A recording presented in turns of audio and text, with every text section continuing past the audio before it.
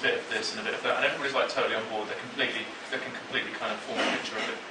So you're dealing with references that they common clients are going to know. Common reference points, and they know sort of the function of that scene. They know the mise en scène. They get a feeling for what that's going to be about, and everybody can locate it. Everybody can locate the emotion or the feeling of that moment. And I think whilst Tom's right, there's a lot of interactive stuff out there. I think that we don't have that sort of shared. We don't have those common reference points, which makes things a lot harder. Talking about benchmarks or something that is more than just hey, this is a great idea and here's the reference points. You need to have numbers behind it. You need to say, if I can get this CPM, or if I can get this this many page views, or I can get just anything that I can say this is this can relate to a traditional campaign.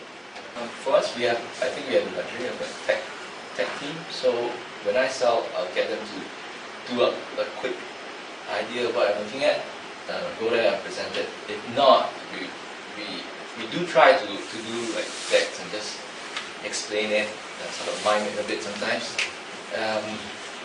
More often, if they do get it, it's good, but sometimes the clients pick their own references, which we're not too comfortable about as well.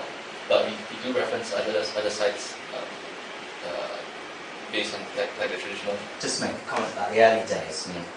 Back in sort of '95, all we were doing was educating. We didn't even get into what it might look like, so we were still trying to explain the purpose of it.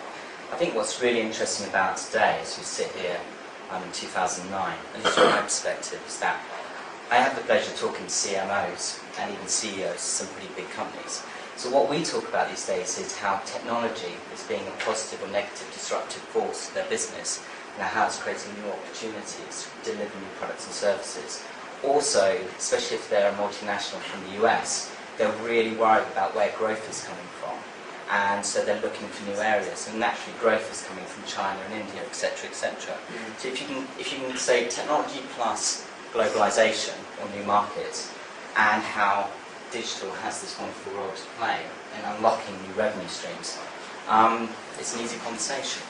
As long as you can prove the business model, the application, the utility, you don't even get into the whole what's it going to look like, how it's going to work conversation.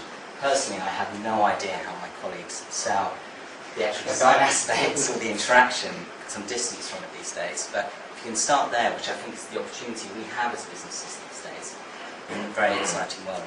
So it's at that first level, really understanding them as a business and what the pressures that they're under, really.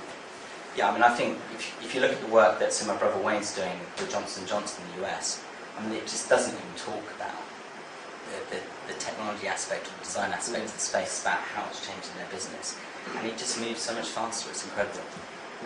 But that takes new people in our teams, that takes us to change as individuals, which our counterparts in the traditional advertising have lost that ground. They lost that ground 15 years ago as the management consultants. That's why it's really exciting to be of the digital age, because we can just claim this new territory for ourselves. She's a certified avatar, plays the first beat on